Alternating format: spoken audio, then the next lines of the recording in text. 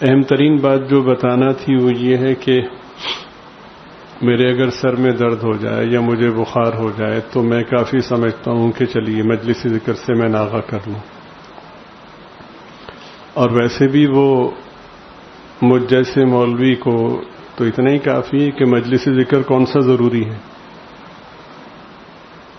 اور ظاہر ہے کہ میں بحث کرنے کے لیے بھی تیار ہو جاتا ہوں، اور اگر میری مطلب کا پیر نہ ہو تو میں یہ بھی کہہ دیتا ہوں کہ یہ بدعت ہے۔ اگر پیر صاحب میری ہاں میں ہاں نہ ملائیں تو پھر تو ظاہر ہے کہ مجھ سے کس کی عزت محفوظ رہ سکتی ہے، بدعت ہے، اور پھر دلائل بھی میں پیش کر دیتا ہوں۔ پھر میں اگر یہ کہوں کہ حضرت مولانا احمد علی لاہوری رحمۃ اللہ علیہ یہ کیا کرتے تھے، حضرت شیخ الہند رحمۃ اللہ علیہ یہ کیا کرتے تھے، حضرت مدنی رحمۃ اللہ علیہ یہ کیا کرتے تھے، حضرت نانوتوی رحمۃ اللہ علیہ، حضرت گنگوہی رحمۃ اللہ علیہ، تو پھر میری بدتمیزی بھی اس پہ آ جاتی۔ پھر میں ظاہر ہے کہ پیچھے پلٹنا تو مجھے آتا ہی نہیں نا، اور ظاہر ہے کہ ہار ماننا بھی نہیں آتا، معذرت تو دور کی بات ہے نا، کوئی اور لوگ کیا کرتے تھے۔ تو جب مجھ جیسا آدمی عالم کہلوائے گا تو پھر اخلاقیات تو دور دور تک نہیں ہوگی نا۔ صفات خلافت کے حوالے سے بات چل رہی تھی، اس کو تھوڑا سا موقوف کریں گے، ایک اور پاکیزہ زاویے پر بات ہوگی کہ حضرت سیدنا صدیق اکبر رضی اللہ تعالی عنہ باقی صحابہ میں فائق کیوں ہیں، باقی صحابہ سے افضل کیوں ہیں، اور کتنے افضل ہیں۔ ویسے تو کوئی پیمانہ نہیں ہے، لیکن اگر یہ کہا جائے کہ جیسے سرکار دو عالم صلی اللہ علیہ وسلم باقی نبیوں سے افضل ہیں، تو حضرت صدیق اکبر رضی اللہ تعالی عنہ اسی طرح باقی صحابہ سے اتنے ہی افضل ہیں۔ صلی علی رسولہ الکریم، اما بعد فاعوذ باللہ من الشیطان الرجیم، بسم اللہ الرحمن الرحیم، من یطع الرسول فقد اطاع اللہ، صدق اللہ العظیم وصدق رسولہ النبی الکریم۔ درود شریف پڑھ لیجیے۔ بہت بڑا کرم اور عظیم احسان ہے کہ اپنے پاک نام کی بابرکت مجلس میں ہم گناہگاروں کو حاضر ہونے کی توفیق عطا فرمائی۔ اللہ تعالیٰ اپنے کرم سے ہماری اس حاضری کو قبول فرمائیں، ہمارے گناہوں کو معاف فرمائیں، دارین میں پردہ پوشی کا معاملہ فرمائیں۔ درود شریف پڑھ لیجیے۔ ذکر کے ساتھ ہی خانقاہ کے خادم اور ہمارے انتہائی محترم و مکرم حضرت مولانا عثمان قصوری صاحب دامت برکاتہم پچھلے دنوں شدید علیل ہو گئے۔ ہفتے کے دن انہیں تکلیف محسوس ہوئی تو فوری طور پر ہاسپٹل لے کر گئے تو پتہ چلا کہ ہارٹ اٹیک ہوا ہے، اور بہت ہی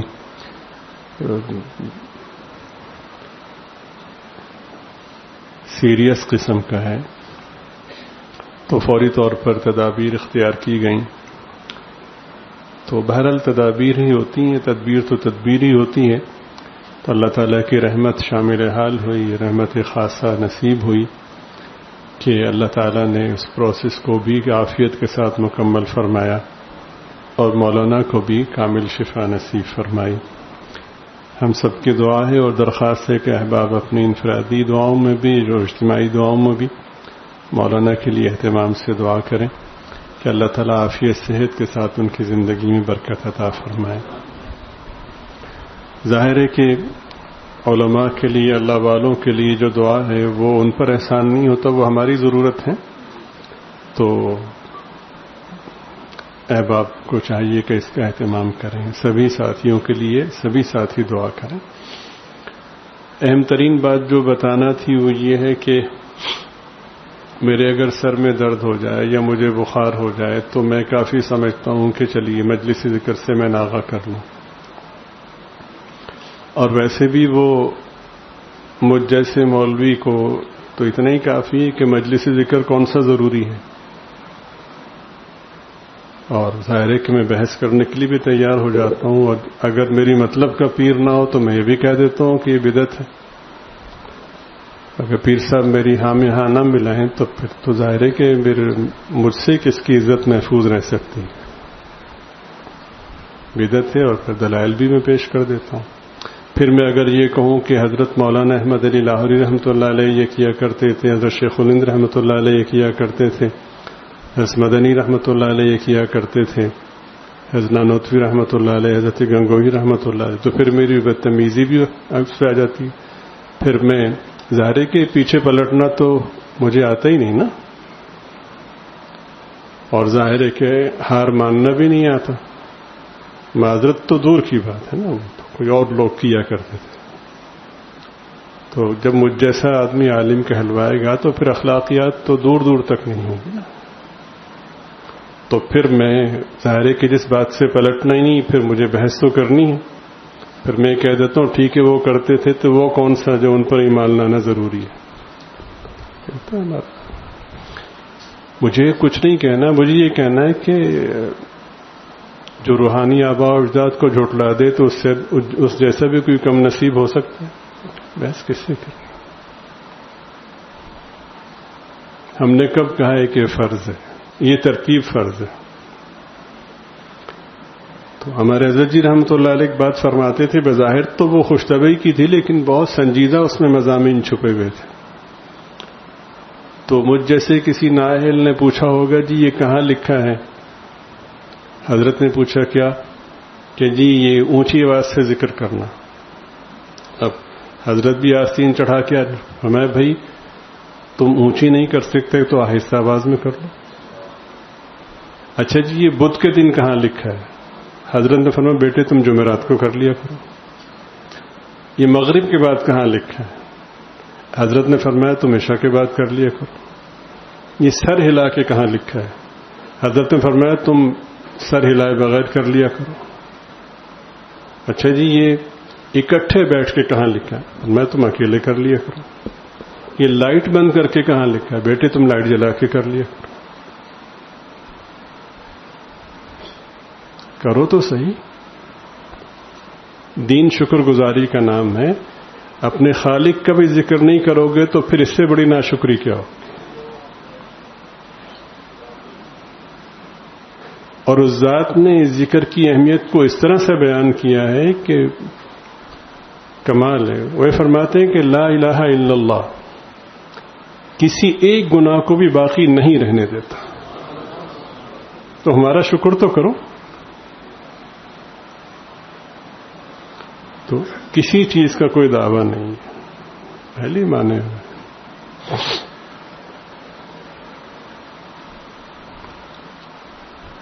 حدیث شریف میں باقاعدہ اس کی صراحت موجود ہے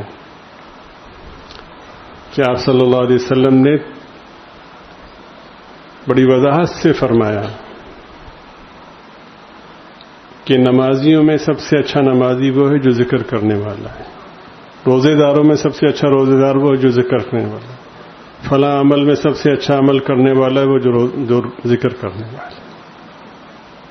بہرحال ہم کیا توجیہ کریں گے؟ خیر، تو جب نااہل لوگ منصب پہ آتے ہیں تو پھر اس طرح کی حرکتیں دیکھنے کو سننے کو ملتی ہیں۔ لیکن یہ ہے کہ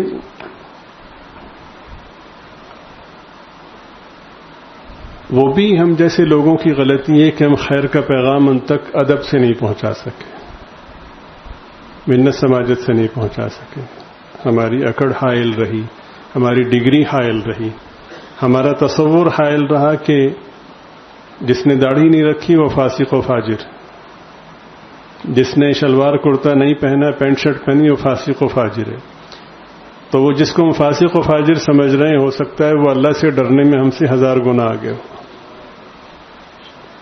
تو وہ اپنے ڈر اور اپنی توبہ پہ اپنی بخشش کروا چکا، اور میں ممبر رسول پہ بیٹھ کر 1.5 گھنٹہ جو بیان کر رہا ہوں اس میں اسی گناہ میں مبتلا ہوں کہ میں اس کو گھٹیا سمجھ رہا ہوں۔ فیصلہ تو ادھر ہوگا نا۔ تو بہرحال مولانا عثمان صاحب کو بھی یہ سارے دلائل آتے ہیں۔ تو بات جو مجھے بڑی تاکید اور توجہ سے آپ کی خدمت میں عرض کرنی وہ یہ ہے کہ مجھے اگر بخار ہو جائے تو میں بڑی آسانی سے کہہ دوں گا کہ بھئی میری طبیعت ٹھیک نہیں، مولانا کو ہفتے کے دن شدید اٹیک ہوا، پھر ان کا علاج ہوا، الحمدللہ بہتر ہو گیا، اور ظاہر ہے کہ کسی طور پر معالجین ڈاکٹر حضرات سفر کی اجازت نہیں دیتے۔ اب یہ ان کی اللہ سے محبت ہے، اللہ کے ذکر سے محبت ہے کہ اس تکلیف کے باوجود یہ پہنچے آپ کے سامنے تشریف۔ مجھے عامر نے بتایا کہ وہ آنا چاہ رہے ہیں، میں نے ان سے کہا کہ آپ ان سے درخواست کریں کہ زحمت نہ کریں، حقیقتاً عذر ہے نا، تو بہرحال اب ان کی محبت ہے۔ بعض چیزیں ایسی ہوتی ہیں کہ جو عقل میں نہیں آتی، اور بعض چیزیں ایسی ہوتی ہیں کہ عقل والے انہیں احمقانہ حرکت کہتے ہیں، لیکن اس میں جو محبت کا پہلو ہوتا ہے وہ انسان کو اتنا آگے لے جاتا ہے کہ ہم سوچ نہیں سکتے۔ مثلا ماضی قریب میں ایک بہت بڑے اللہ والے گزرے ہیں، حضرت مولانا محمد عمر پالنپوری رحمۃ اللہ علیہ۔ اللہ نے ان کو جو تاثیر بخشی تھی، ان کا جو خطاب تھا، بیان ہوتا تھا، سبحان اللہ، کیا بات ہے، اور بلا مبالغہ لاکھوں لوگوں نے ان کے بیانات سے استفادہ کیا ہوگا اور بے شمار لوگ راہ ہدایت پر آئے ہوں گے۔ اب میرے خطاب کا فائدہ کیا ہے کہ 1.5 گھنٹے تک میں لوگوں کو گرماتا رہا، اور جب ہم یہاں سے گئے تو میں بھی اور سامعین بھی خالی تھے۔ سامعین اس لیے خالی تھے کہ میرا مقصد ہی لوگوں کی واہ واہ تھا، تو وقت پہ مل گئی، بات ختم ہو گئی، جو میں چاہ رہا تھا مجھے مل گئی۔ اب مولانا حق نواز صاحب جیسے اخلاص لائے نا، اب ان کی ریکارڈنگ سنتے ہیں ایمان تازہ ہوتا ہے، مولانا عمر صاحب رحمۃ اللہ علیہ کی ریکارڈنگ سنتے ہیں ایمان تازہ ہوتا ہے۔ ورنہ ایک فطری اصول ہے کہ براہ راست گفتگو اور ریکارڈنگ کی تاثیر میں بہت فرق ہوتا ہے، مگر ان کی تاثیر، ان کا اخلاص، سبحان اللہ۔ تو حضرت مولانا فرماتے ہیں کہ حضرت مولانا یوسف صاحب رحمۃ اللہ علیہ وہ فجر کی نماز کے بعد مرکز حضرت نظام الدین میں دہلی میں بیان فرماتے تھے، مفصل بیان ہوتا تھا، 2 گھنٹے کا یا 2.5 گھنٹے کا، اور ہر روز ایک ہی بیان ہوتا تھا۔ اس میں یہ بات بھی سمجھ سکتے ہیں کہ جب ادھر سے فیصلے ہوتے ہیں تو نتنے مضامین کی ضرورت نہیں ہوتی، وہ 5 منٹ میں بیان کیے جانے والے 6 نمبر ہی کافی، فیصلہ تو ادھر سے ہونا ہے نا۔ ہم ایک تم 32، ہمرے تمرے کیا ریس، سمجھ رہے ہیں نا؟ تو کہتے ہیں وہ مفصل حضرت بیان فرماتے تھے، وہ 6 نمبروں ہی کی تشریح ہوتی تھی، روزانہ ایک ہی بیان ہوتا تھا۔ تو بس میری سمجھ میں نہیں آتا تھا، مجھے حضرت سے محبت تھی، سلسلے سے محبت تھی، تو میں ہر روز وہ بیان لکھتا تھا۔ بھئی اگر ہر روز مختلف بیان ہو اور پھر آپ لکھیں، پھر تو یہ وجہ سمجھ میں آتی ہے۔ تو میرے ساتھی مجھ سے کہتے تھے کہ تم یہ کیا کرتے ہو، تو میں ٹال دیتا، کبھی زیادہ اصرار کرتے تو میں کہتا مجھے میرے حال پہ چھوڑ دیں۔ مجھے کسی نے نہیں کہا تھا، لیکن جب ساتھی زیادہ اصرار کرتے تو کہتے یار ہر چیز کا مقصد ہوتا ہے نا، تو تم یہ لکھتے ہو، ایک ہی بیان ہر روز لکھتے ہو۔ اب کوئی فضول خرچی بھی کہے گا، کوئی بیوقوف بھی کہے گا، کوئی کچھ کہے گا، وغیرہ وغیرہ۔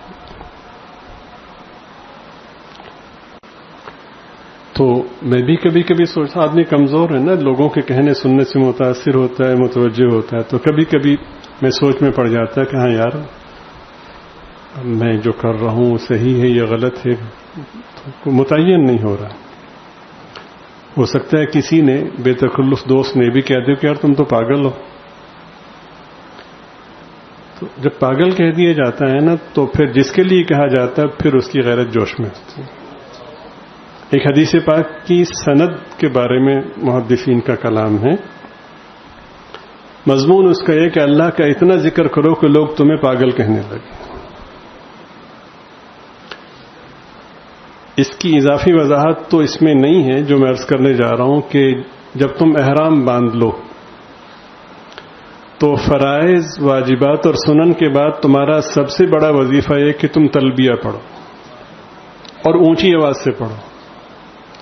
اب چشم تصور میں دیکھیں نا کہ آپ ایئرپورٹ پہ بیٹھے ہوئے ہیں، آپ نے 2 چادریں باندھی ہوئی ہیں، تو آپ بالوں کو کنگھی نہیں کر سکتے، بال بھی بکھرے ہوئے ہیں، اور اگر آپ 8-10 گھنٹے کا سفر کر کے آئے ہیں تو چہرہ بھی مرجھایا ہوا ہے، اور اگر سفر میں مٹی پڑ گئی ہے تو آپ ظاہر ہے کہ صابن سے چہرہ بھی نہیں دھو سکتے۔ ایئرپورٹ پہ آپ بیٹھے ہوئے ہیں، 200-250 لوگ اطراف میں ہیں، جب آپ اونچی آواز سے لبیک پڑھیں گے تو لوگ حیرت سے آپ کو دیکھیں گے، تو کم از کم ایک تبصرہ جو ان سب میں قدر مشترک ہوگا، جو نہیں جانتے یار پاگل لگتا ہے، اس کو کیا ہو گیا ہے، اس کو آداب کا نہیں پتہ، پاگل لگتا ہے، کہہ لیا تو تم سب یہاں رہو گے یا نیو یارک یا لندن جاؤ گے، میرے لیے پاگل کہا گیا، میں اپنے گھر بلاؤں گا۔ ایسے ہی ہے نا، آن بان شان کی پوج، جس کو آن بان شان مبارک ہو، جس کو عزیز ہو وہ پھر رہے وہاں پہ۔ ہمارے ہاں اسی حالت میں آنا ہے۔ تو دوستوں نے کہہ دیا ہوگا کہ بھئی وہ بیوقوف پاگل ہو، تمہیں کیا ہو گیا، ہر روز لکھتے ہو۔ نہیں، تو بڑی سادہ سی بات ہے نا، ہر ایک کی سمجھ میں آتی، میں بہت پریشان ہوں کیا کروں، لیکن میں نے وہ چھوڑا نہیں۔ حضرت بھی دیکھتے تھے، تو کہتے ہیں کہ ایک دن اللہ تعالیٰ نے میری مدد فرمائی کہ میرا وہ مسئلہ حل ہو گیا۔ ہوا یہ کہ فجر کے متصل جب میں آنے لگا حضرت کی اس میں، وہ حضرت کے بیان میں، تو مجھے واش روم کا تقاضا ہوا تو میں گیا، اور وہاں گیا تو میرا پیٹ خراب ہو گیا، تو مجھے خاصا وقت لگ گیا۔ خیر جب میری طبیعت تھوڑی بحال ہوئی اور میں نے وضو کیا تو تقریباً 20 سے 25 منٹ گزر چکے تھے۔ اب وہ میرے ذہن میں یہ تھا کہ وہ ہو آج 20-25 منٹ کا بیان نکل گیا ہوگا، تو میں بھاگم بھاگ آیا، تو میں نے عجیب منظر دیکھا۔ میں نے دیکھا کہ حضرت مولانا یوسف صاحب رحمۃ اللہ علیہ ممبر پہ بیٹھے اور خاموش ہیں۔ مجھے دیکھتے ہی فرمانے لگے، بھائی جلدی آؤ، تم آؤ گے تو بات شروع کریں گے۔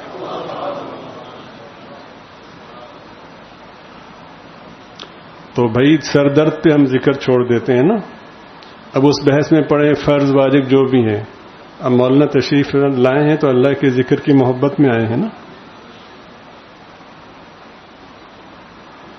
اللہ کی ذکر کی محبت، اللہ سے محبت ہے نا، تو ایسا آدمی تو وہی کر سکتا ہے۔ پھر ایسے موقع پر سمجھدار لوگ ان کو پاگل ہی کہیں گے نا، تو پھر اس پر جو نتیجہ ہے وہ آپ جانتے ہیں۔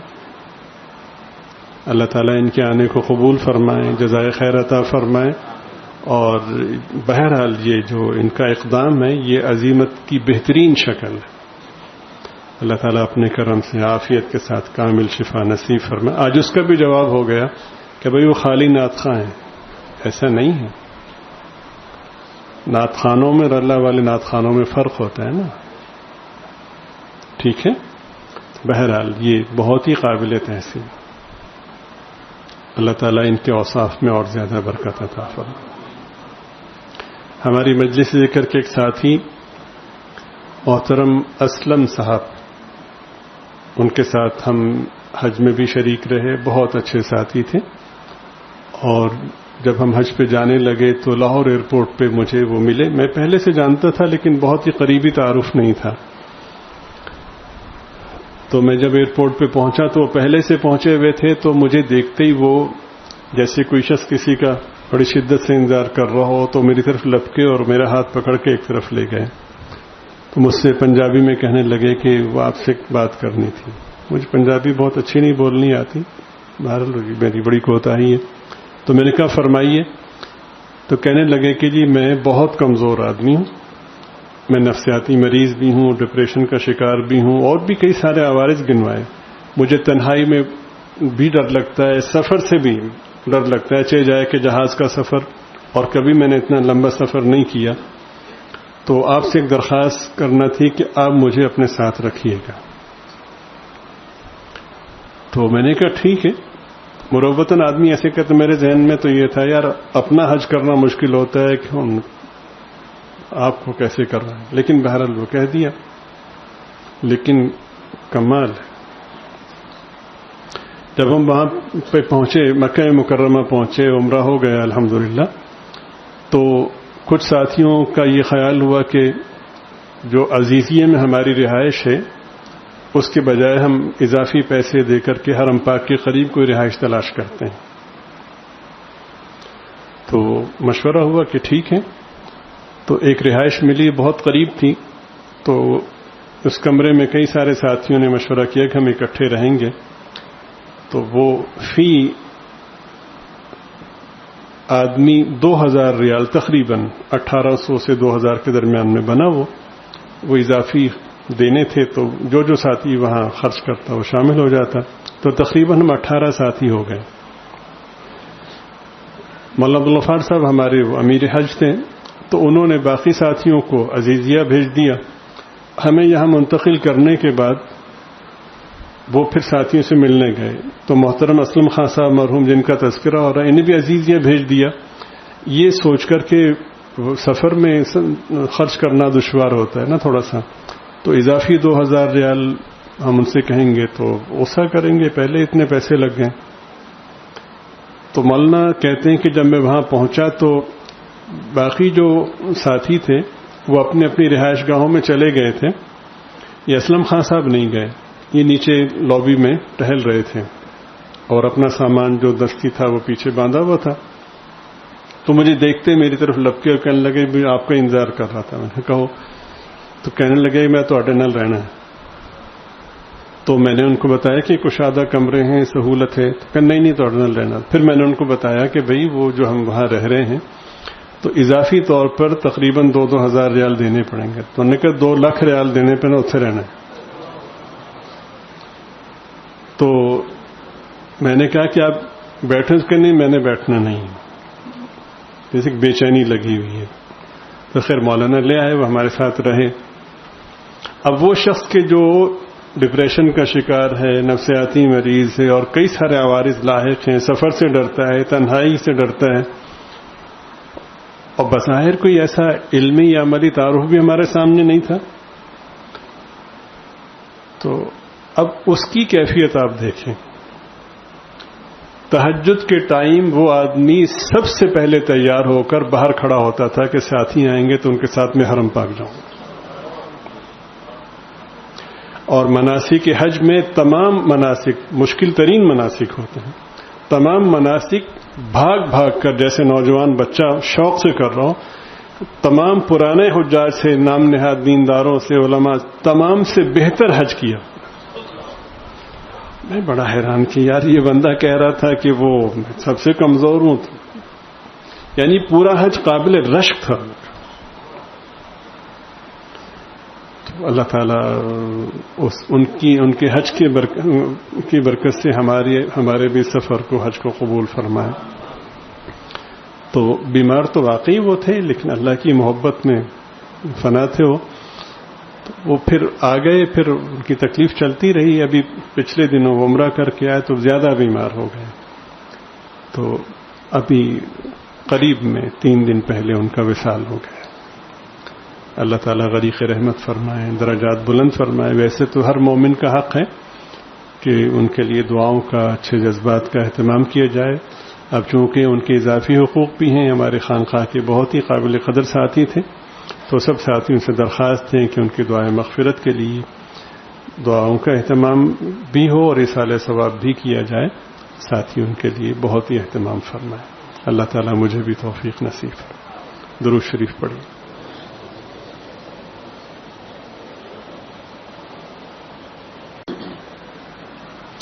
حضرت سیدنا صدیق اکبر رضی اللہ تعالی عنہ کی پاکیزہ شخصیت کے حوالے سے ہمارا سلسلہ گفتگو چل رہا تھا.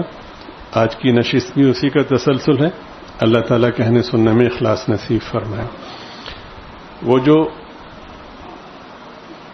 صفات خلافت کے حوالے سے بات چل رہی تھی اس کو تھوڑا سا موقوف کریں گے. ایک اور پاکیزہ زاویے پر بات ہوگی کہ حضرت سیدنا صدیق اکبر رضی اللہ تعالی عنہ باقی صحابہ میں فائق کیوں ہیں. طبیعت ٹھیک ہے؟ دشواری تو نہیں؟ اوپر پاؤں کرنا. باقی صحابہ سے افضل کیوں ہیں اور کتنے افضل ہیں؟ ویسے تو کوئی پیمانہ نہیں ہے، لیکن اگر یہ کہا جائے کہ جیسے سرکار دو عالم صلی اللہ علیہ وسلم باقی نبیوں سے افضل ہیں تو حضرت صدیق اکبر رضی اللہ تعالیٰ عنہ اسی طرح باقی صحابہ سے اتنے ہی افضل ہیں. یہ ہرگز مبالغہ نہیں ہوگا. اب افضل کیوں ہے وہ سمجھنا ہے، اور اس سے جو سبق ہے وہ سمجھنا ہے. حدیبیہ کا موقع ہے، اور یہاں پر یہ بات بھی ذہن میں رکھیں کہ ایجابی انداز اس کو کہتے ہیں کہ کسی شخص کی جب صفات کو بیان کیا جاتا ہے تو اس سے کسی دوسرے کی تنقیص یا توہین مقصود نہیں ہوتی.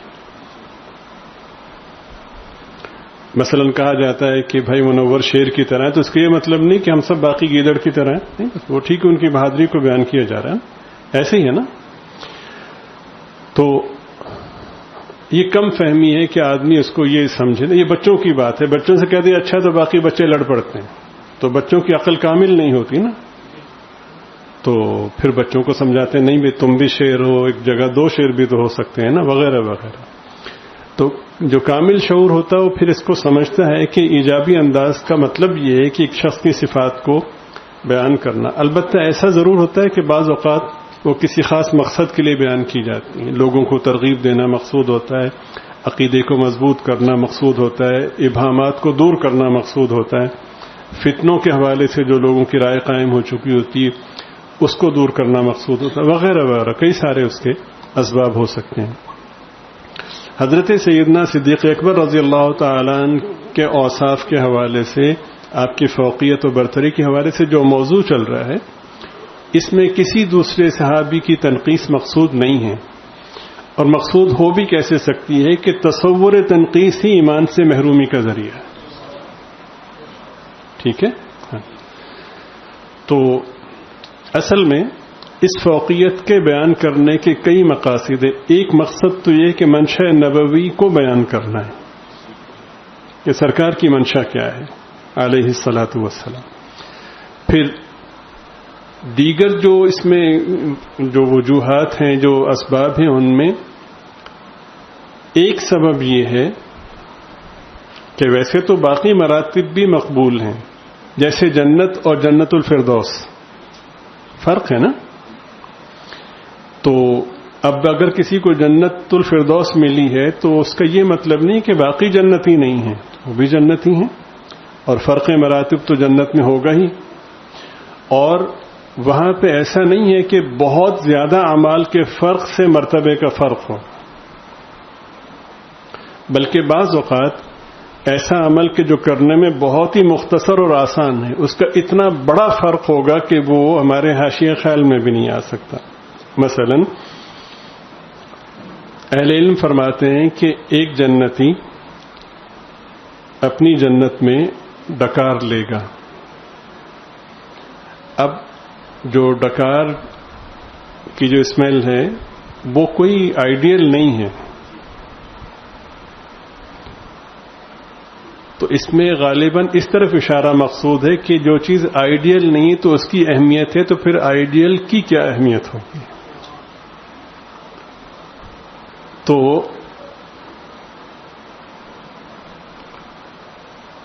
اس کی اتنی خوشبو ہوگی کہ اس کی جنت تو مہکے گی ہی، اس سے جو چھوٹا جنتی ہوگا اس کی خوشبو وہاں تک پہنچے گی. تو وہ اتنی عجیب خوشبو ہوگی، اتنی بہترین خوشبو ہوگی کہ وہ جنتی گویا اس خوشبو کے لیے تڑپ اٹھے گا. ایک بات ذہن میں رکھیں کہ خوشبو اگر محتاج تعارف ہو تو خوشبو نہیں ہو. مولانا شاہد صاحب اور مولانا عثمان صاحب کا اگر تعارف کروائیں تو پھر نعت خوانی کا ہے. وہ یہ ہے کہ یہاں پڑھ رہے ہوں تو چلتے ہوئے قدم رک جائیں نا. قاری سیف الرحمان صاحب اللہ تعالیٰ ان کی صفات میں برکت دیں. یہ ایجابی انداز ہے، یہ نہیں کہ آپ شیر نہیں، آپ بھی شیر. تو آپ کے میں بہت معذرت چاہتا ہوں، ہم سے تو 1000 گنا بہتر ہے. اللہ آپ کو سلامت رکھے. تو یعنی اگر خوشبو کی تعارف کروانا، بھائی ادریس کسی سے لڑ رہے ہیں کہ جی یہ خوشبو ہے، تو پھر بھائی وہ خوشبو ہی کیا جس کا تعارف کروانا پڑا. تو وہ جنتی ایک طرح سے تڑپ اٹھے گا کہ یار ایسی خوشبو. لیکن اس کے پیچھے ایک اور تصور سمجھنا ضروری ہے، وہ یہ ہے کہ جنتیوں کی شان یہ ہوگی کہ وَلَكُمْ فِيهَا مَا تَدَّعُونَ، تم جو مانگو گے ملے گا، اور اس سے بڑھ کے فرمائے کہ وَلَكُمْ فِيهَا مَا تَشْتَهِيهِ الْأَنفُسُ، تمہارے لیے جنت میں وہ ہوگا جو تمہارا جی چاہے گا۔ تدعون مت زبان سے کہنا ہے نا کہ یہ لاؤ، تشتہی الانفس میں کہنے کی بھی ضرورت نہیں ہے۔ تو جس جنتی کو جنت میں یہ اختیارات میسر ہیں کہ جو مانگو گے ملے گا، اب اس جنتی کو ایسی خوشبو محسوس ہوئی کہ جو نہ صرف ہے کہ اس کے پاس نہیں بلکہ اس نے اس کو ہلا کے رکھ دیا۔ تو اس کا مطلب یہ کہ بھئی اگر ایک بری سی مثال ہے، بری اس لیے کہہ رہا ہوں کہ پاکیزہ دائروں میں پاکیزہ مثالی چلتی، لیکن وہ میری کم علمی ہے، نااہلی ہے۔ مثلا ایک غریب آدمی کے سامنے کوئی لکھپتی آ جائے تو اس کے لیے تو بہت بڑا ہے نا، اس کے پاس تو کچھ نہیں ہے، لیکن دنیا کے سب سے امیر آدمی کے سامنے لکھپتی آئے تو اس کے سامنے ہیچ ہے نا۔ اگر وہ دنیا کے سب سے امیر آدمی کے سامنے کوئی ایسا آدمی آئے کہ اس کی دولت اس کو بھی متاثر کرے تو پھر حیرت کی بات ہے، ہاں بھئی کچھ ہے، دم ہے نا اس میں۔ تو جنتی کو متاثر کیا، بھئی کسی چیز کی کمی نہیں ہے، جو مانگو گے ملے گا۔ کتنا دم ہوگا اس خوشبو میں، اور آپ کو بتایا کہ وہ خوشبو ڈکار کی تھی۔ ابھی تو اس نے اپنے اسباب خوشبو نہیں کھولے نا، اپنی بوتلیں نہیں کھولی اس نے، وہ کھولے گا تو کیا ہوگا؟ تو وہ تڑپ کر اللہ سے کہے گا یا اللہ یہ کس کی خوشبو ہے؟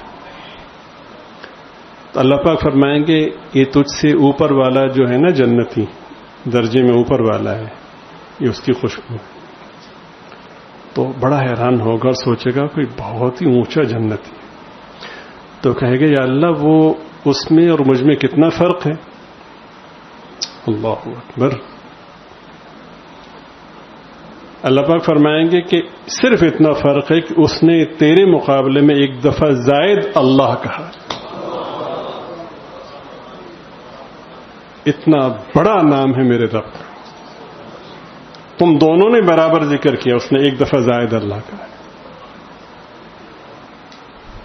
ہمارے حضرت تبھی کہتے بھئی کرو صحیح، کیوں بحث کرتے ہو؟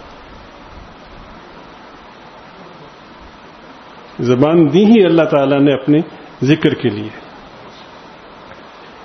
تو یہ صورتحال وہاں پہ ہوگی، اس طرح سے اللہ پاک عطا فرمائیں گے۔ تو اب جو بڑا جنتی ہے اس کے مقابلے میں چھوٹے جنتی کی تنقیص مقصود نہیں، بلکہ بڑے جنتی کو ایجابی انداز میں بیان کرنا مقصود ہے۔ حضرت سیدنا صدیق اکبر رضی اللہ تعالیٰ عنہ کے جو اوصاف بیان کیے جا رہے ہیں الیاذ باللہ، کسی صحابی کی بے ادبی مقصود نہیں ہے۔ اور میں نے عرض کیا کہ خدا نہ خواستہ کسی ذہن میں، قائل و سامع کسی بھی ذہن میں اگر ایسی بات آتی ہے تو پھر وہ سمجھے کہ ایمان نامی چیز اس کے پاس نہیں۔ دیکھیے اس لیے بھی ضروری ہے صحابہ رضی اللہ تعالی عنہم پر ایمان رکھنا، ان کے عدل پر ایمان رکھنا، ان کی پاکیزگی پر ایمان رکھنا، کہ بے شک وہ نبی نہیں ہیں اور ہو بھی نہیں سکتے، لیکن نبوت کے بعد انہیں مانے بغیر چارہ نہیں ہے۔ دین کس کا ہے؟ اللہ رب العزت کا۔ کس پہ نازل ہوا؟ نبی پاک صلی اللہ علیہ وسلم پہ۔ آپ صلی اللہ علیہ وسلم نے عمل کر کے دکھایا، ہمیں دکھایا، کس کو دکھایا؟ صلو کما رأیتمونی اصلی، ایسی نماز پڑھو جیسا تم مجھے نماز پڑھتے ہوئے دیکھ رہے ہو۔ ٹھیک؟ میں اگر کسی وجہ سے حضرات صحابہ رضی اللہ تعالی عنہم کی عظمت اپنے دل میں نہیں رکھ سکا تو عمل نبوی کی عظمت کیسے بٹھا پاؤں گا؟ دیکھیں، ایک آدمی کو 10 لوگوں نے دیکھا، ایک آدمی ان 10 میں سے ایک شخص بہت ہی بیہودہ انسان تھا، اور وہ جا کر اپنے علاقے میں اس آدمی کی خوبیاں بیان کرے گا تو کوئی بھی نہیں مانے گا، اس لیے کہ اس کی بےہودگی رکاوٹ ہے اس کی سچائی کو ماننے میں۔ ایسے ہی ہے۔ چنانچہ کوئی ولی کا بیٹا ہو لیکن بدتمیز ہو نا، تو آدمی ولی کو برا اس لیے نہیں کہتا کہ نہیں کہنا چاہیے، ورنہ اس کی بدتمیزی کی بنا پر جی چاہتا ہے کہ وہ گالیاں دے. آپ سمجھ رہے ہیں نا؟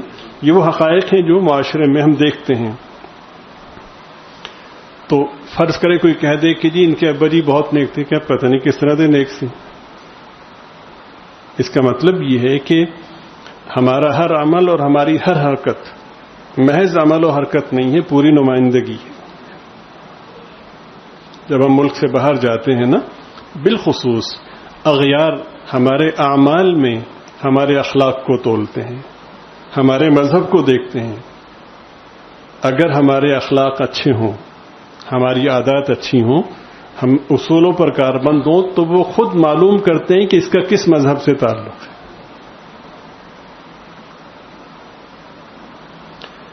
تو اللہ پاک فرماتے ہیں کہ اولئک الذین امتحن اللہ قلوبہم للتقوی، ہم نے ان لوگوں کے دلوں کو تقوی کے لیے منتخب کر لیا ہے. تو حضرات صحابہ رضی اللہ تعالیٰ عنہم پر ایمان ہمارے لیے ایسے ہی ضروری ہے جیسے ہمیں اپنے وجود کے لیے آکسیجن چاہیے ہوتی ہے، اس کے بغیر ممکن نہیں ہے.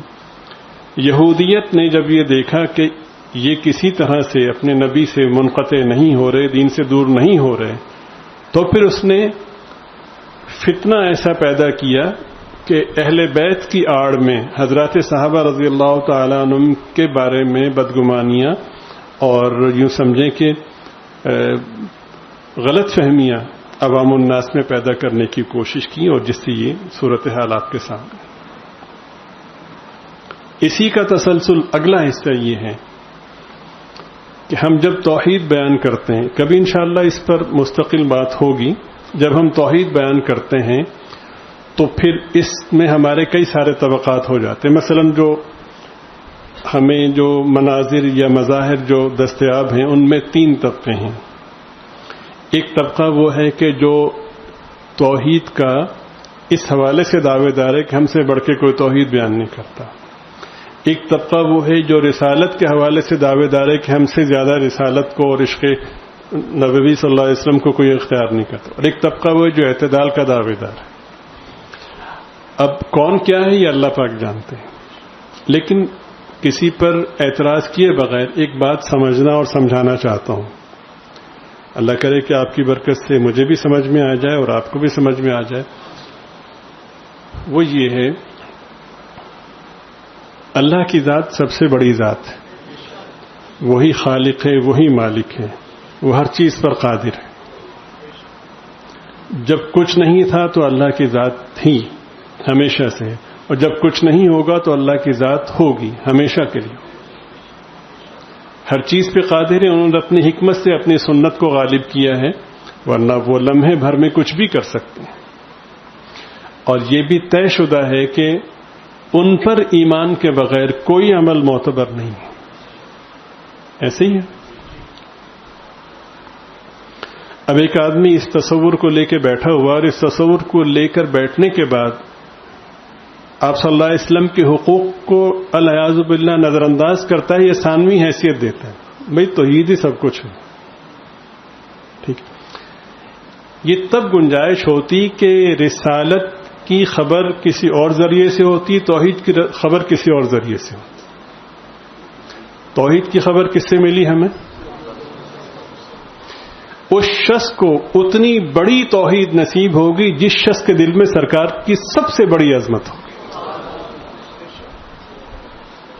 سرکار کی عظمت میں کمی ہوگی تو اللہ کی توحید میں کمی ہوگی.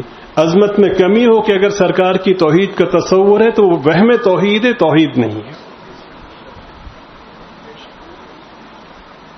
نہیں سمجھے میری بات؟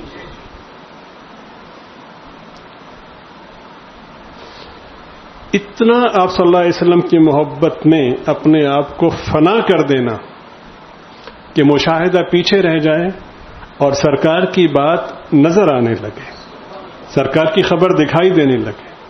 آپ کو معلوم ہے کہ صحابہ بعد والوں پہ کیوں فائق ہیں. حضرت صدیق اکبر کی بات نہیں کر رہا رضی اللہ تعالیٰ، یہ عشرہ مبشرہ کی بات نہیں کر رہا، یہ دیگر جو مخصوص صحابہ ہیں جن کے نام کے ساتھ فضائل اور اوصاف کا تذکرہ ان کی بات نہیں کر رہا. باقی صحابہ میں ایک صحابی ہیں، انہوں نے ایک موقع پر بارگاہ اقدس میں بات عرض کی کہ حاضر ہوئے تو آپ صلی اللہ علیہ وسلم نے ان سے پوچھا کیا حال ہے، ٹھیک ہو، طبیعت کیسی ہے، کیفیات کیا ہیں؟ تو انہوں نے بڑے ادب سے عرض کیا کہ حضور میں مومن ہوں، اپنی کیفیت بتائیں۔ تو آپ صلی اللہ علیہ وسلم نے فرمایا کہ بھائی بہت بڑا دعویٰ کیا ہے آپ نے، جانتے بھی ہو مومن کسے کہتے ہیں؟ کہ جی حضور میں جانتا ہوں۔ اچھا ذرا بتاؤ کہ مومن کسے کہتے ہیں؟ یہ سرکار ان سے پوچھ رہے ہیں لیکن ہمیں بتا رہے ہیں کہ مومن اسے کہتے ہیں۔ ٹھیک، سنیے۔ تو انہوں نے کہا کہ حضور میں بالمعنی عرض کر رہا ہوں، حاصل معنی، کہ حضور آپ تشریف لائے اور ہمیں آپ کے قدموں میں بیٹھنے کا موقع ملا، ہماری خوش نصیبی، ہمیں آپ سے پڑھنے کا موقع ملا۔ آپ نے جو ہمیں پڑھایا تو اس میں یہ بات بتائی کہ مرنے کے بعد جب لوگوں کو نظر آتا ہے کہ آدمی ختم ہو گیا تو وہ ختم نہیں ہوتا بلکہ ایک نئی زندگی کا آغاز ہوتا ہے، اور ایک عرصہ جہاں وہ رہتا ہے اس کو برزخ کہتے ہیں۔ ہم نے مان لیا۔ پھر آپ نے فرمایا کہ ایک وقت آئے گا جب سب کا حساب ہوگا، وہ قیامت کا دن ہوگا، ہم نے مان لیا۔ پھر آپ نے فرمایا کہ قیامت میں پھر تقسیم ہوگی، جو ایمان والے ہیں، اللہ کے پسندیدہ لوگ ہیں، وہ جنت میں جائیں گے، اور جو اللہ تعالیٰ کے نافرمان ہیں وہ دوزخ میں جائیں گے، ہم نے مان لیا۔ آپ نے فرمایا کہ پھر آپ نے جنتیوں کے اوصاف بیان فرمائے، ان کے حالات بیان فرمائے، ان کے حالات بیان فرمائے، قرآن کریم میں کی صورت میں بھی، حدیث پاک کی صورت میں بھی۔ تو حضور میں مومن ہوں، میں اپنے ایمان کی تشریح آپ کے سامنے اس طرح کرتا ہوں کہ آپ نے فرمایا جنت ہے، جنتی جنت میں جائیں گے، لا يسمعون فيها لغوا ولا تأثیما الا قیلا سلاما سلاما، جنتی جنت میں نہ بیہودہ بات کریں گے نہ فضول بات کریں گے مگر ایک دوسرے کو سلام کریں گے۔ آپ نے فرمایا میں اپنے کانوں سے جنتیوں کے سلام کو سن رہا ہوں۔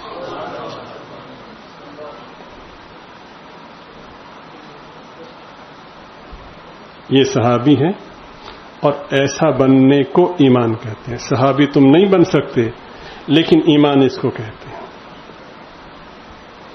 آپ نے فرمایا کہ دوزخ ہوگی نافرمانوں کے لیے، اور اذا القوا فیہا،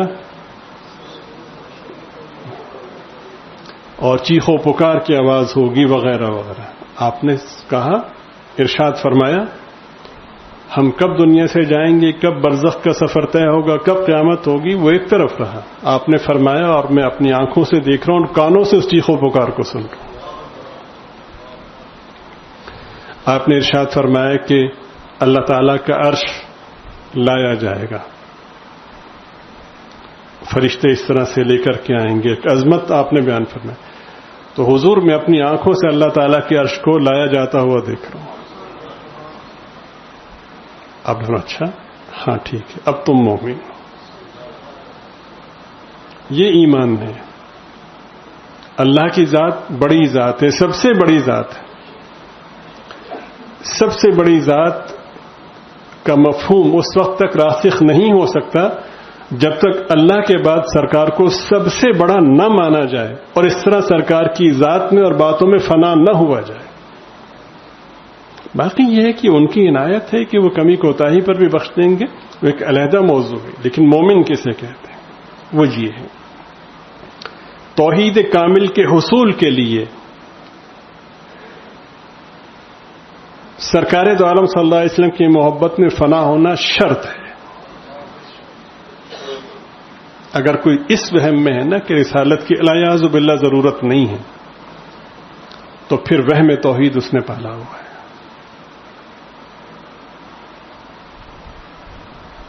یا تو پھر کوئی اور ذریعہ تم بتاؤ کہ تمہیں اللہ نے کہا ہے۔ جب ذریعہ ہی سرکار ہیں تو پھر اللہ تعالیٰ کی عظمت کو سمجھنے کے لیے، اپنے دل میں بٹھانے کے لیے پیغام لانے والے کی عظمت کو بٹھاؤ گے تو بات بنے گی، اس کے بغیر نہیں بنے گی۔ تو حضرت سیدنا صدیق اکبر رضی اللہ تعالیٰ عنہ کی اضافی عظمت کے حوالے سے جو موضوع چل رہا ہے اس میں ایک نقطہ یہ بھی ہے کہ باقی صحابہ کی اہمیت اور پاکیزگی اپنی جگہ، لیکن جو سب سے کمال ہے نا وہ یہ ہے. اب اس کی ایک جھلک سنیے جس کے لیے ساری تمہید باندھی گئی. درود شریف پڑھیے.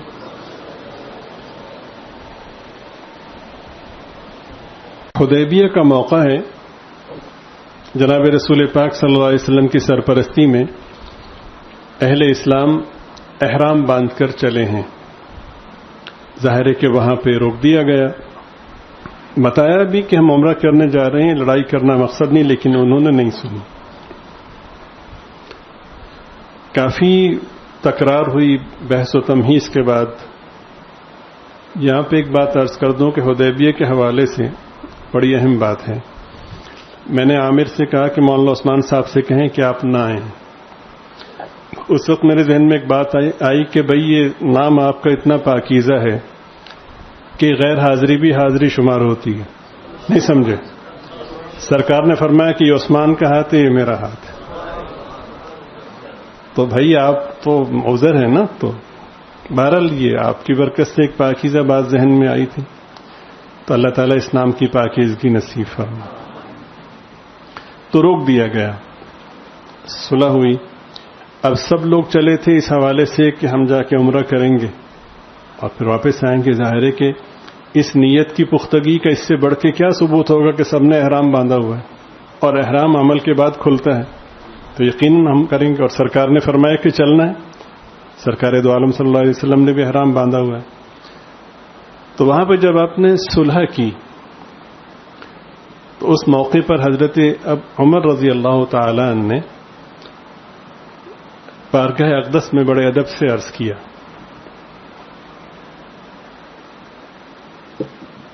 خود فرماتے ہیں کہ میں آپ صلی اللہ علیہ وسلم کی خدمت میں حاضر ہوا تو میں نے کہا کہ الست رسول اللہ حقا،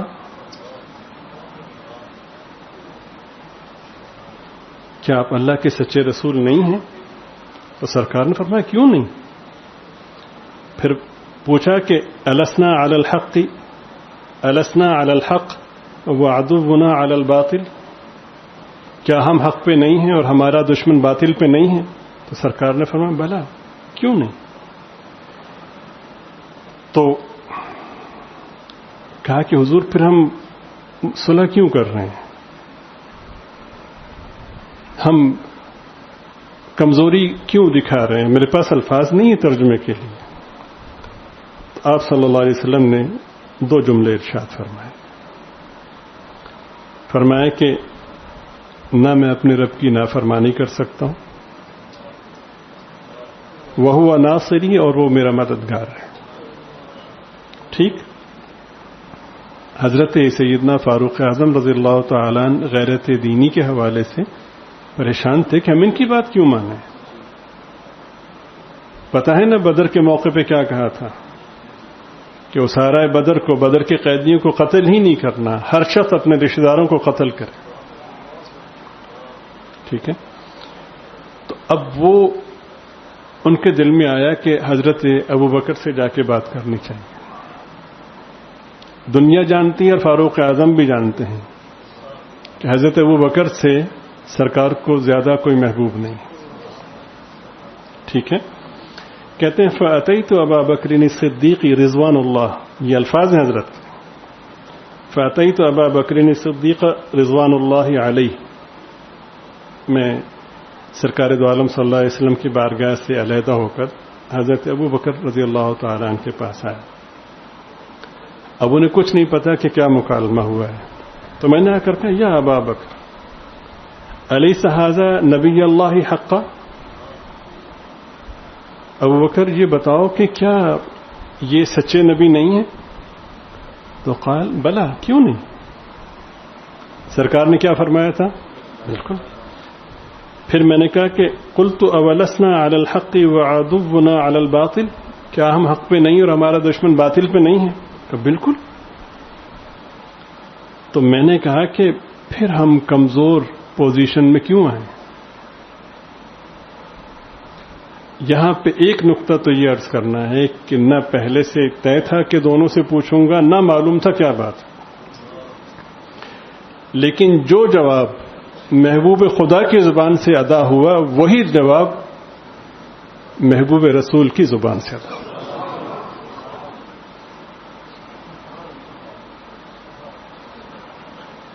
کبھی کبھی تو وہ اتنی رسائی دیتا ہے، سوچتا ہے وہ اور مجھے سنائی دیتا ہے۔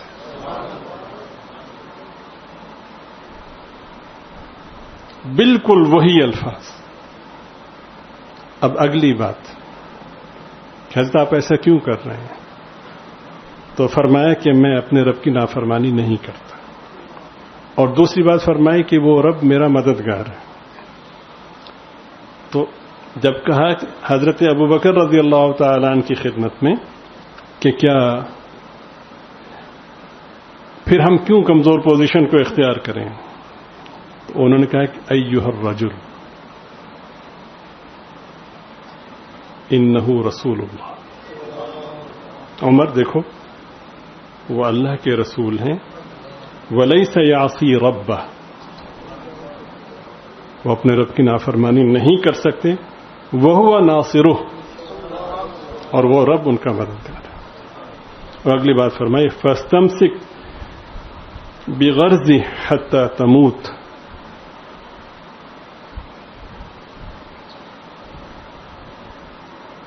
مرتے دم تک ان کی رکاب تھامے رہنا۔ حضرت ابوبکر حضرت عمر سے کہہ رہے ہیں فواللہ انہ علی الحق، اللہ کی قسم وہ 100% حق پہ۔ ٹھیک ہے، یہ سن لیا آپ نے، اب اگلی بات سنیے، درود شریف پڑھیں۔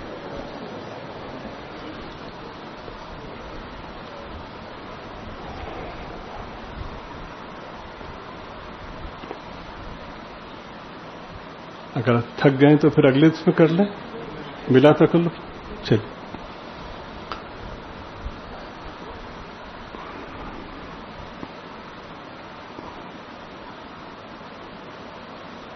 صحابہ نے احرام کیوں باندھا تھا؟ سرکار دو عالم صلی اللہ علیہ وسلم نے فرمایا کہ ہم نے خواب دیکھا ہے، اور کیا خواب دیکھا ہے کہ لتدخلن المسجد الحرام انشاء اللہ آمنین محلقین رؤوسکم ومقصرین۔ خواب سرکار نے دیکھا، اور خواب وحی کی صورت میں نازل ہوا۔ سرکار کا خواب حجت ہے، اگر صرف خواب ہوتا تو بھی وہ اپنی تاثیر میں، اپنی اہمیت میں کامل اور مکمل ہوتا، لیکن اس کی تاثیر کئی گنا بڑھ گئی جب وہ قرآن کریم کا حصہ بن گیا۔ خواب سے بھی ثابت ہوا کہ آپ عمرہ کریں گے، خواب کس نے دکھایا؟ اور قرآن کریم کی نص سے یعنی وحی سے بھی ثابت ہو کہ عمرہ کریں گے۔ ٹھیک بھائی، بہت حوصلے اور توجہ سے سنیے اور دل میں بٹھائیے، یہ میرا بھی سبق ہے، میں بھی یاد کرنے کی کوشش کر رہا ہوں۔ تو صلح ہو گئی، صلح کے بعد سرکار دو عالم صلی اللہ علیہ وسلم نے فرمایا کہ اب ہم جائیں عمرہ کرنے؟ ان کا نہیں، آپ نہیں جا سکتے، کہ بھئی اب صلح ہو گئی ہے، کہنے لگے بے شک صلح ہو گئی لیکن آپ اگلے سال آ جائیں۔ سرکار دو عالم صلی اللہ علیہ وسلم فرمایا ٹھیک ہے۔ انہوں نے کہا جی کہ اگر آپ اس سال عمرہ کریں گے تو لوگ یہ کہیں گے ہمارے بارے میں کہ ڈر گئے۔ فرمایا ٹھیک ہے۔ آپ صلی اللہ علیہ وسلم نے احرام کھول دیا، اس کی تفصیل ہے، وہ موقع پہ انشاءاللہ عرض ہوگی۔ صحابہ نے بھی احرام کھول دیا، یعنی عمرہ نہیں کیا۔ ٹھیک، سبق یہ پڑھایا تھا کہ عمرہ کریں گے، اور قرآن کریم بھی اس کی گواہی دے رہا ہے، سرکار بھی فرما رہے ہیں، سب عمرہ ہوا۔ تو حضرت فاروق اعظم نے غلط کہا،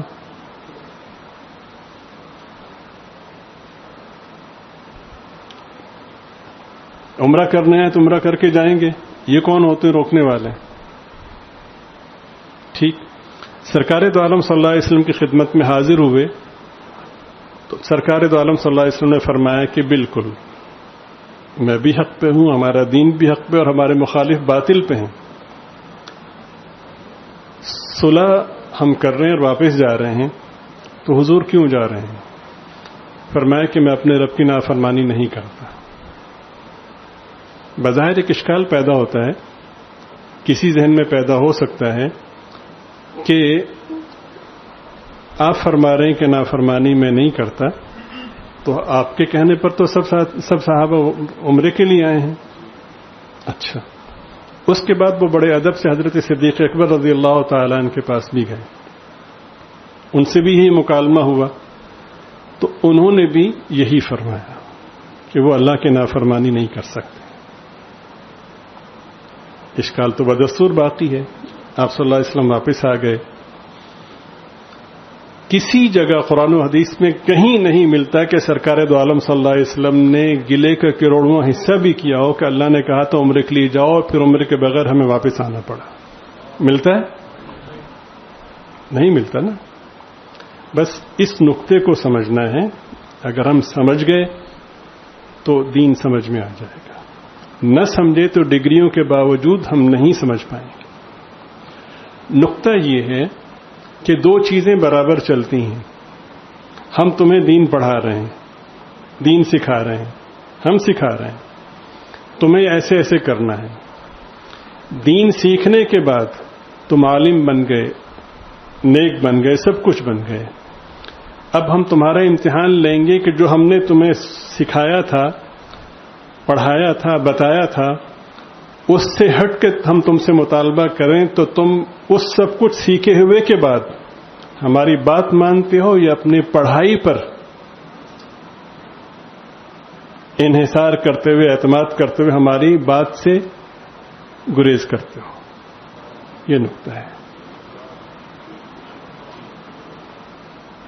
ٹھیک. اللہ پاک نے فرمایا کہ آپ احرام باندھیے, اپنے سب ساتھیوں کو لے کر چلیے. قرآن کریم میں بھی اس کا اظہار ہو گیا. اللہ پاک نے فرمایا کہ صلح کر لیں, واپس چلے جائیں. یا اللہ آپ نے کہا تھا سب سے زیادہ عبدیت نبی میں ہوتی ہے, اور عبد اسے کہتے ہیں جس کی اپنی مرضی نہ ہو, جو مالک کی آقا کی مرضی پہ چلے.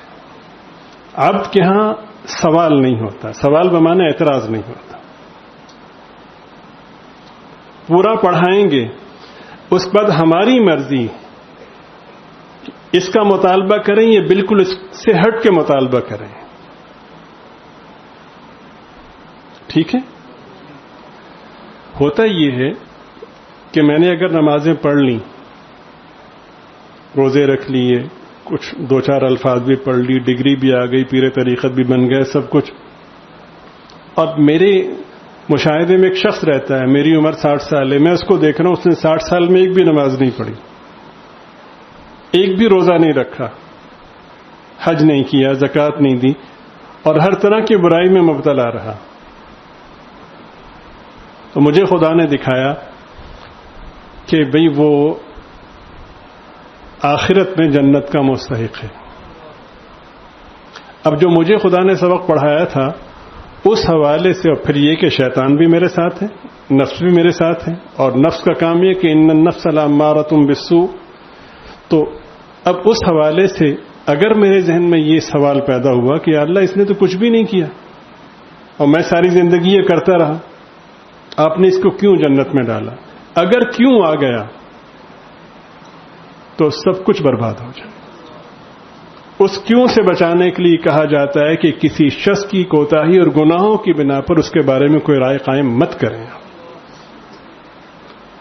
کسی مومن کو تھپڑ مارنا جائز ہے, گالی دینا جائز ہے, ہاتھ پاؤں توڑنا جائز ہے, قتل کرنا جائز ہے. قرآن کریم میں ارشاد ہے کہ وَمَن يَقْتُلْ مُؤْمِنًا مُتَعَمِّدًا فَجَزَاؤُهُ جَهَنَّمُ خَالِدًا فِيهَا. جو کوئی شخص کسی کو جان بوجھ کے قتل کر دے تو اس کی سزا جہنم میں ہمیشہ رہے گی اس میں. ایسے ہی ہے قرآن کریم میں یہ سبق پڑھایا اللہ نے. قتل تو دور کی بات ہے, زبان سے بھی کسی کو اذیت پہنچانے سے روکا, اور کہا کہ تمہارا تعارف یہ ہے کہ المسلم من سلم المسلمون من لسانہ, مسلمان وہ ہے کہ جس کے ہاتھ اور جس کی زبان سے لوگ محفوظ ہیں. ٹھیک ہے, پورا پڑھا دیا. بخاری شریف کی حدیث پاک کہ 100 قتل والے کو اللہ نے معاف کر دیا. یہ ہماری مرضی ہے. اگر کیوں سے تم باز رہ گئے تو آخرت تمہاری اور تمہاری مرضی کی ہے، تمہارے نام رجسٹری کر دیں گے. تلک الجنت التی اورثتموہا، یہ وہ جنت ہے جس کے تم وارث ہو، تمہارے نام لکھ دی گئی ہے. بس یہ ہے. اللہ تعالیٰ نے پڑھایا فرشتوں کو اور شیطان کو، سب کو پڑھایا. اس پڑھانے میں علوم کے ساتھ ساتھ فطرت اور دیگر چیزیں بھی سکھائیں اور پڑھائیں. اس میں یہ بات بتائی کہ یہ مٹی ہے، یہ پستی ہے، یہ آگ ہے، بلند ہے. اور دوسرا کلیہ بتایا کہ فطری ضابطہ یہ ہے کہ جو پست ہے نا وہ بلند کو کی تعظیم کرتا ہے. ساری چیزیں پڑھائیں. پڑھانے کے بعد اللہ تعالیٰ نے فرمایا کہ اسجدوا لآدم، آدم کو سجدہ کرو. فسجدوا، تمام فرشتوں نے سجدہ کیا الا ابلیس، شیطان نے نہیں کیا. اللہ پاک نے پوچھا کہ تم نے کیوں سجدہ نہیں کیا؟ تو اس نے کہا کہ یا اللہ، آپ نے مجھے سبق پڑھایا کہ مٹی پستی کا مظہر ہے اور آگ بلندی کا مظہر ہے. دوسرا سبق یہ پڑھایا کہ پستی جو ہے وہ بلندی کی تعظیم کرتی ہے. تو میں اس پڑھائے ہوئے سبق پہ عمل کر رہا ہوں، میں کیسے سجدہ کروں؟ اب ہم سوچ لیں کہ ہم کس لائن میں ہیں. اگر 2 اور 2 4 والے کلیے پر چلے کہ یہ پڑھایا تھا لہذا میں یہی کروں گا، تو پھر ظاہر ہے کہ یہ شیطان کی لائن ہے. اور اگر یہ ہو کہ آپ نے جو پڑھایا تھا آپ کا احسان ہے، دیکھنا ہے کہ آپ مطالبہ کیا کرتے ہیں، آپ کا مطالبہ کیا ہے، میری کیا حیثیت ہے. تو سرکار دو عالم صلی اللہ علیہ وسلم نے فرمایا ہم حق پہ ہیں، ہمارا مخالف باطل ہے، میں اللہ کا سچا نبی ہوں. تو حضور پھر ہم کیوں صلح کر رہے ہیں؟ فرمایا کہ میں اللہ کی نافرمانی نہیں کر سکتا. سبق اللہ نے وہ پڑھایا تھا، مطالبہ اللہ نے یہ کیا ہے. ٹھیک. پھر حضرت ابوبکر صدیق رضی اللہ تعالیٰ عنہ کی خدمت میں حاضر. جب سچی محبت ہوتی تو فاصلے نہیں رہتے. وحی کا نزول ادھر ہوا، ظہور ادھر ہوا.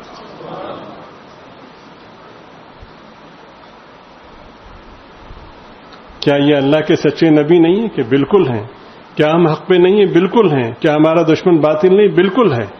پھر ہم صلح کیوں کر رہے ہیں؟ بھائی یہ اللہ کی نافرمانی نہیں کرتے.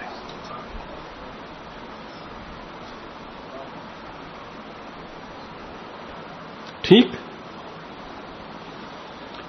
بہت ساری اس میں پاکیزہ باتیں اور حکمتیں ہیں. ایک ان میں سے ایک بات عرض کرنی ہے.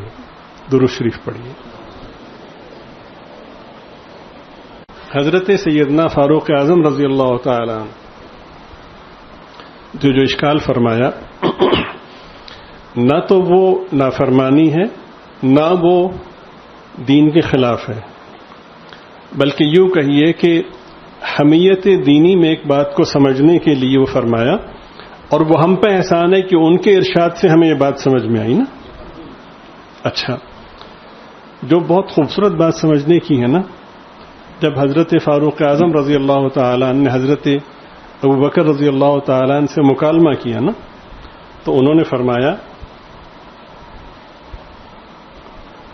پوچھا کہ کیا یہ اللہ کے سچے نبی نہیں ہیں؟ کہ بالکل، کیوں نہیں. کیا ہم حق پہ نہیں ہیں؟ کہ بالکل. کیا ہمارا دشمن باطل پر نہیں ہے؟ کہ بالکل باطل پر ہے. تو پھر ہم کمزور پوزیشن کو کیوں اختیار کریں؟ اس کے بعد جو حضرت نے بات فرمائی تو فرمایا کہ دیکھیں، ایک تو یہ اللہ کے رسول ہیں، اس بات کو سمجھیں اور یہ نافرمانی نہیں کر سکتے، اور دوسرا اللہ ان کا مددگار ہے، اور تیسری بات کہی کہ ان کی رکاب مرتے دم تک تھامے رہنا. یہ حضرت نے باتیں کہیں، لیکن جو بہت خوبصورت نقطہ ہے نا، وہ یہ نہیں کہا کہ یا عمر انہ رسول اللہ، یہ نہیں کہا. اور میں ایھا الرجل،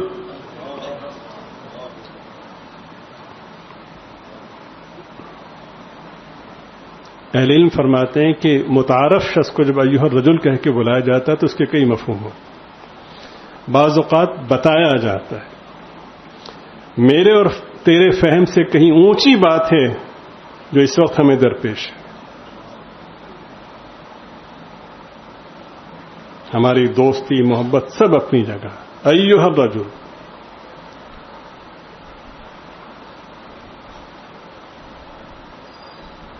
ایک رائی کے برابر بھی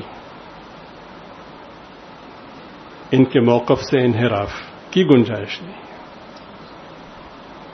ذرا لطف اٹھائیں. ایھا الرجل انہ رسول اللہ ولیس یعصی، یہ اللہ کے رسول ہیں، یہ نافرمانی نہیں کر سکتے. مطلب اللہ نے پڑھایا وہ تھا، مطالبہ یہ ہے.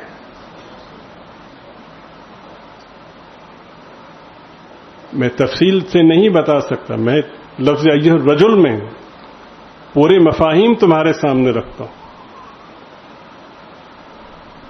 کہ بہت احتیاط کی ضرورت ہے. اور ایھا الرجل میں قیامت تک آنے والے لوگ شامل ہیں، اس کو ذہن میں رکھیے. تو یہ صورتحال ہے اور اس کو دین کہتے ہیں. ٹھیک ہے، اس کو دین اس کو کہتے ہیں کہ منشأ ربانی کیا ہے. بحث کرنے کے بہت سے مواقع ہیں. ظاہر ہے کہ اگر لیبلوکم ایکم احسن عملا، تاکہ تمہیں آزمائیں کہ تم میں سے اچھے عمل والا کون ہے. اچھے عمل سے مراد صرف وہ سبق نہیں ہے، اچھے عمل سے مراد اللہ تعالیٰ کا جو مطالبہ ہے اس پر تمہارا رد عمل کیا ہوتا ہے کہ عقل اور علم کی پیروی کرتے ہو، یہ منشأ خداوندی کو سمجھ کر اس پر اطاعت گزاری. اور اطاعت محض میں نماز پڑھتا ہوں نہیں، نماز تم پر خدا پر احسان نہیں کرتے، اس لیے کہ لہا ما کسبت، جو تم نے کیا اس کا فائدہ تمہیں ہی ہے. چلیے ایک مثال اور آپ کی خدمت میں عرض کرتا ہوں. حضرت سیدنا ابو ذر رضی اللہ تعالی عظیم ترین صحابی ہیں. یہ میں اس لیے عرض کر رہا ہوں کہ کسی بھی وجہ سے، چاہے جدید تعلیم کی بنا پر یا دین سے دوری کے ماحول کی بنا پر، یا کسی بھی یا یوں سمجھیں کہ غیر محتاط ہونے کی عادت ہے نا، ہم ہر چیز کو لائٹ لے لیتے ہیں، یا یہ ہے کہ ناموافق ماحول اور حلقہ احباب کی بنا پر ہم سب کو اپنی قبر میں جانا ہے اور وہاں پہ سرمایہ اعمال درکار ہوگا. سرمایہ اعمال سے مراد ہمارا فہم نہیں، سرمایہ اعمال سے مراد اللہ تعالیٰ کے مطالبے کے جواب میں کیا جانے والا عمل ہے. بالخصوص کسی کے بارے میں غلط اندازہ. حدیث پاک میں وضاحت ہے نا کہ دو دوست تھے، ایک بہت اہتمام کرتا تھا اعمال کا، دوسرا کوتاہی کرتا تھا. وہ اسے کہتا رہتا تھا تو کہ اچھا میں پڑھوں گا، تو ایک دن اس نے کہیں زیادہ سخت کہہ دیا ہوگا تو اس نے کہا یار نہیں پڑھتا میں. تو اس دوست نے کہا کہ یار تیری تو بخشش نہیں ہوگی. یہ چلتا ہے معاشرے میں، عام چلتا ہے نا. یعنی یہ چیزیں بکثرت چلتی ہیں. جو عمل کرنے والا وہ بھئی ہم تو محتمین میں ہیں، ہم تو شیخ الحدیث ہیں، ہم تو عالم ہیں، پیر طریقت ہیں، تسبیح ہمارے ہاتھ میں، لمبا کرتا، یہ سارے داڑھی منڈے ایسے ہیں، یہ سارے پینٹ شرٹ والے ایسے ہیں، وغیرہ وغیرہ عام چلتا ہے نا. اور اگر کوئی یہ کہہ دے کہ نہیں پڑھتا میں، تو پھر ہمارے پاس کتنے فتویٰ. عالم کی توہین کر دی، یہ تو پکا جہنمی. اس نے کہا بھئی تیری بخشش نہیں ہوگی. حدیث شریف کے اندر الفاظ ہیں، یا یہ کہا کہ اللہ تجھے جنت میں داخل نہیں کرے. اب یہ حدیث پاک کا حوالہ نہ ہو تو ہم میں سے سارے بزرگ جماہر یہی کہیں گے ٹھیک ہی تو کہا تھا. ایسے ہی ہے نا. حدیث شریف میں کہ ان دونوں کا انتقال ہوا تو اللہ نے دونوں کو بلا لیا. کوتاہی کرنے والے سے پوچھا بھئی تم نماز کیوں نہیں پڑھتے تھے، کوتاہی کیوں کرتے تھے؟ اس نے کہا جی بہت غلطی ہو گئی، بے شک میری غلطی ہے لیکن مجھے آپ کی رحمت پہ بھروسہ تھا. فرمایا کھولو دروازہ جنت کا اور لے جاؤ. دوسرے سے پوچھا ہاں جی تم نے اس سے کہا تھا جنت میں نہیں جا سکتے، تمہاری بخشش نہیں ہوگی، تو تم نے بخشش کرنی تھی. ساری زندگی اعمال سے بھرپور، اور اعمال بھی وہ جو مقبول ہیں، اس لیے کہ ریاکاری والے اعمال تو معتبر ہی نہیں نا. صرف یہ سوچ کہ بے عمل جو ہے یہ جنت میں نہیں جائے گا، تو ذرا سچائی اور سنجیدگی کے ساتھ غور کیجیے کتنے لوگوں کے بارے میں ہماری یہ سوچ ہے کہ ان کی بخشش نہیں ہوگی. نہیں ہے. حضرت حکیم امت رحمۃ اللہ علیہ فرماتے ہیں کہ کسی شخص نے اگر ایک دفعہ ایمان کو اختیار کیا اور پھر ساری زندگی خیال بھی نہیں آیا, ایک دفعہ ایمان کے اختیار کرنے کی بنا پر بھی وہ جنت میں جائے گا. 70 سال میں ایک دفعہ اس نے ایمان کا استحضار کیا بس.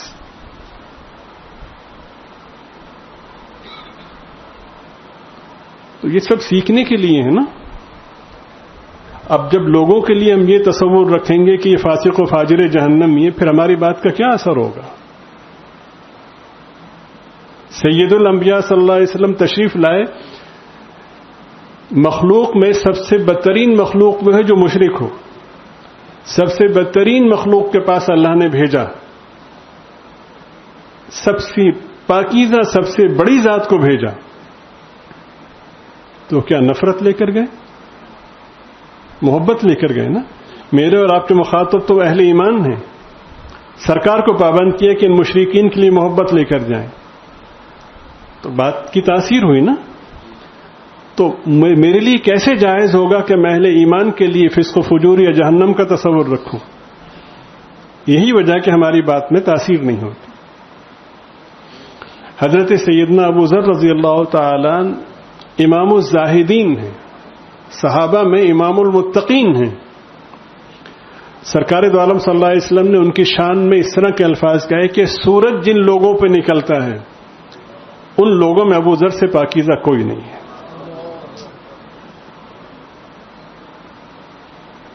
سرکار کے خاص شاگرد نے پورا دین پڑھایا. اب ایک دن بیٹھے ہوئے تھے کہ سرکار دو عالم صلی اللہ علیہ وسلم نے فرمایا کہ جس شخص نے ایمان, میں روایت بالمعنی عرض کروں, جس شخص نے ایمان اختیار کیا وہ جنت میں جائے گا. اب حضرت ابو ذر رضی اللہ تعالیٰ عنہ فوراً متوجہ ہوئے اور یہ سمجھنا چاہتے تھے کہ حضور آپ نے جو فرمایا ہے کیا اس کے ساتھ یہ تشریح ہے کہ وہ ایمان والا عمل بھی کرے اور برائیوں سے بچے؟ تو لمبی بات ہو جاتی. چلے اعمال میں کوتاہی تو ایک طرف, لیکن برائیوں کا ارتکاب تو بہت ہی برا ہے نا. تو انہوں نے بڑے ادب سے مختصر سی بات پوچھی کہ وَإِن زَنَا وَإِن سَرَقَ. حضرت آپ نے فرمایا کہ کلمہ پڑھنے والا ایمان والا جنت میں جائے گا اگرچہ برائی کرے اور چوری کرے. یعنی نماز تو دور رہ گئی نا. تو آپ صلی اللہ علیہ وسلم نے نہیں فرمایا ہاں وہی الفاظ دہرائے تاکہ کوئی فرمائے وَإِن زَنَا وَإِن سَرَقَ, چاہے برائی کرے چاہے چوری کرے وہ یقیناً جنت میں جائے گا. حضرت نے پھر پوچھا کہ شاید میں ٹھیک سے سن نہیں سکا یا اپنی بات سرکار کی خدمت میں نہیں پہنچا سکا, کہا کہ پھر پوچھا وَإِن زَنَا وَإِن سَرَقَ, فرمایا وَإِن زَنَا وَإِن سَرَقَ. پھر پوچھا اس لیے کہ مجھے ساری زندگی سرکار نے یہ پڑھایا, آج یہ سرکار فرما رہے ہیں تو میں سمجھنا چاہ رہا ہوں. تو تیسری بار پھر پوچھا وَإِن زَنَا وَإِن سَرَقَ. یہاں پہ ایک بات سمجھیں, کج فہمی اس کو کہتے ہیں کہ سرکار نے فرمایا کہ اگرچہ چوری کرے اگرچہ برائی کرے لہذا چوری کرو برائی کرو. یہ کج فہمی ہے. سمجھانا کیا مقصود ہے کہ تمہیں سارے اعمال کا اہتمام کرنا اور ہر برائی سے بچنا ہے, لیکن کوئی کسی برائی میں مبتلا ہے لیکن مومن ہے, خبردار ہم اس کے خالق ہیں. اللہ پاک فرما رہے ہیں یہ میرا اور اس کا معاملہ ہے. اور یہ بات کسی خطیب کی نہیں ہے, سرکار دو عالم صلی اللہ علیہ وسلم کے سبق کی ہے. تو تیسری بار پوچھا کہ وَإِن زَنَا وَإِن سَرَقَ, تو تیسری بار جو جواب دیا نا وہ بڑا عجیب.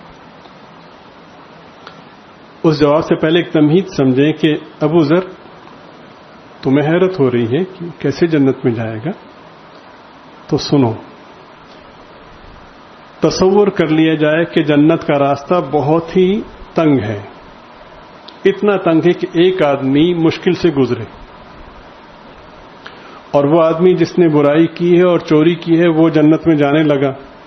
تم یہ سوچ کر کہ نہ اس نے نماز پڑھی نہ اس نے برائی کے کام چھوڑے تو اس سے بڑا اللہ کا نافرمان کون ہوگا. تو تمہیں بھی تو صرف کوئی عداوت نہیں ہے نا, تم دین کی بنا پر ہم یہی دلیل پیش کرتے ہیں نا بھئی ہم دین کے لیے کہہ رہے ہیں, چندہ بھی خوب لیتے ہیں, نہیں بے شرمی کی انتہا ہے نا. ساری زندگی سود کی مذمت کرتے ہیں اور کبھی نہیں پوچھتے کہ دینے والا سود کا کام تو نہیں کر رہا. ساری زندگی فاسق و فاجر کہتے ہیں, انہی سے چندہ لے کے اپنے ادارے چلاتے ہیں. ایسے ہی ہے نا. آپ کی خدمت میں عرض کیا تھا کہ سچی توبہ کے لیے سچی ندامت شرط ہے, اور مجھ جیسا نام نہاد مولوی جس کے اندر ہر وقت یہ احساس پارسائی کیا میں بڑا نیک ہوں, تو ندامت تو سچی نہ ہوئی نا. جن کو ہم برا سمجھتے ہیں, ان کی توبہ جتنی سچی ہوتی ہے ہم سوچ نہیں سکتے.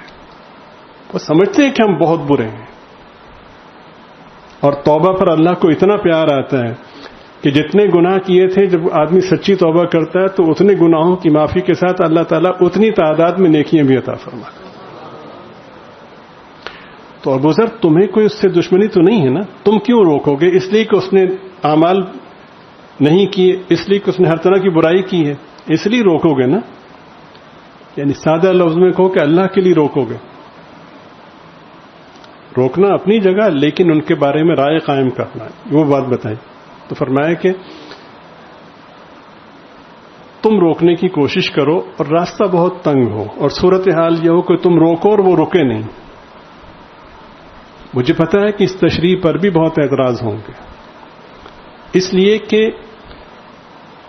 تشریح دین کے خلاف نہیں ہے, میرے تصور کے خلاف ہے. مسئلہ سارا یہ ہے نا, دیوبندی, بریلوی, اہل حدیث, فلاں فلاں فلاں, تو بس جس کا جو تصور ہے اس سے ہٹ کے جو ہوگا وہ. اللہ کے دین کی وہ عظمت باقی نہیں رہی جتنے اپنے تصور کی باقی ہے. مثلا ہمارا تصور یہ کہ اہل حدیث عالم ہمارے پاس آ گئے تو ہم عالم ماننے کو تیار نہیں, بریلوی عالم آ گئے ہم ان کو عالم مان, اس لیے کہ وہ ہمارے اس کے مطابق نہیں پڑھا انہوں نے. اتنے قید ہو کر رہ گئے. جس کو ہم برا سمجھ رہے ہیں, کل قیامت میں اللہ کے ہاں وہ جنت میں ہم سے آگے ہوا تو ہم کہاں کھڑے ہیں؟ اور جنت میں ہم سے آگے ہوا تو یہ تو سوال یہ کہ خدا نہ خواستہ کوئی حرکت ہمیں جنت سے محروم کر دے. وہ متقی کی سوچ نے اس کو جنت سے محروم کر دیا تھا نا, جو مسلم شریف کی حدیث آپ کے سامنے بیان کی گئی. تو یہی سوچ ہم جب بات کرتے ہیں تو ہم کہتے ہیں بھئی میں کون سا اپنے لیے کہہ رہا ہوں, میں تو اللہ کے لیے کہہ رہا ہوں. بھائی کیا کہنا ہے یہ سوچیں. ہر عمل تمہیں کرنا ہے, ہر برائی سے تمہیں بچنا ہے. باقی کوئی کیا کر رہا ہے تو اس کے لیے وہ درد رکھیں جو سرکار دو عالم صلی اللہ علیہ وسلم مشرکین کے پاس جاتے وقت درد لے کر گئے تھے. وہ خیر خواہی رکھیں, وہ محبت رکھیں, پھر دیکھیں اس کا اثر کیسے مرتب ہوتا ہے. تو ابو ذر ایسا ہے کہ وہ تم تو دین کے لیے روک رہے ہو نا, اور تم نے طے کر لیے کہ روکنا ہے, اور پھر تم نے یہ کیا کہ اس راستے میں تم اس طرح سے تم نے اپنی حیت اختیار کی کہ وہاں پہ اپنا چہرہ رکھ دیا. چلیں میرے زبردستی روکنے پر تو نہیں روکا, اب صحابی رسول کے چہرے کے اوپر سے تو نہیں گزرے گا نا, ایسے ہی ہے. تو سرکار دو عالم صلی اللہ علیہ وسلم اللہ تعالیٰ کی سمدیت, اللہ تعالیٰ کی رحمت, اللہ تعالیٰ کی قدرت کاملہ کو یوں بیان فرما دی. ابو ذر اس کو اگر اس صورتحال میں گزرنا پڑے تو تمہارے چہرے پر وہ اپنا پاؤں رکھے گا, تمہاری ناک کو رگڑے گا, خاک آلود کرے گا, اور وہ جنت میں جائے گا.